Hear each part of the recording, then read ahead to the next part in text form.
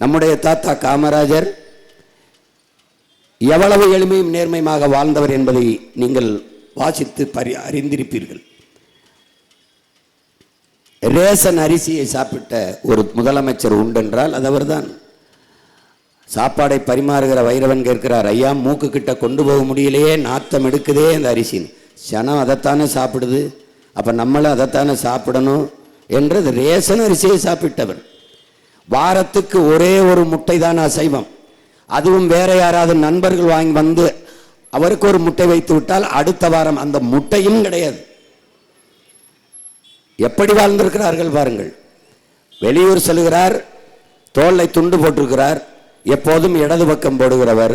இந்த பக்கம் சட்டை கிழிஞ்சிருக்குது, அதை தூக்கி வலது பக்கம் போட்டு விட்டார். எப்போதும் இந்த பக்கம் தானையா போடுவீர்கள், ஏன் இப்போ துண்டை மாற்றி போட்டிருக்கீங்கள? அது ஒன்றுமில்லை, போய் இந்த பக்கம் சட்டை கிழிஞ்சிருக்கு, அதை மறைக்கத்தான் துண்டை மாற்றி போட்டிருக்கேன். எப்படி வேலை செய்திருக்கிறார்கள் பாருங்கள். பாலமந்திருங்கிற ஒரு பள்ளிக்கூடம், அந்த பள்ளிக்கூடத்தில் படிக்கிற பிள்ளைகளுக்கு ஐயாவுக்கு போத்துகிற சால்வை இருக்கு பாருங்க, மேலாடை, அதை கொண்டு வந்து மொத்தமாக கொடுத்தா அந்த ஏழை பிள்ளைங்க சட்டை தச்சு போட்டுக்கிறோம்.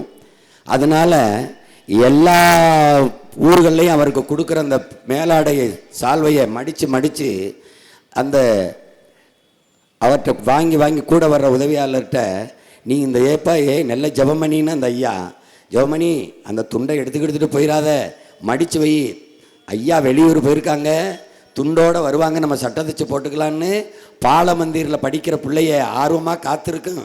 துண்டை மடித்து வை, உனக்கு துண்டு வேணால் நான் வேறு வாங்கித்தரேன், இதை அந்த பிள்ளைகளுக்கு கொண்டு போகணும்னு மடித்து வைக்க சொல்லி தோளில் போட்ட துண்டை கொண்டு வந்து பிள்ளைகளுக்கு கொடுத்து தொண்டாட்டிய ஒரு தலைவன் நம்முடைய தாத்தன் காமராஜ். எப்படி இருக்கு பாருங்க. பெற்ற தாயை தெருக்குழாயில் தண்ணி பிடிக்க வச்சவன், சொந்த அக்கா மகன் கொலை குற்றத்தில் ஈடுபட்டிருக்கிறாங்கிற சந்தேகம் வந்தவன ஏன் அவரை இன்னும் கைது செய்யலைன்னு சொன்னவன். எவ்வளவு தூய்மையும் நேர்மையுமாக ஆட்சி செய்தார்கள் நம்ம அப்பா காலத்தில் தான், நம்ம தாத்தா காலத்தில் தான். ஆனால் இன்னைக்கு அப்படி இருக்கிறதா என்று பாருங்கள்.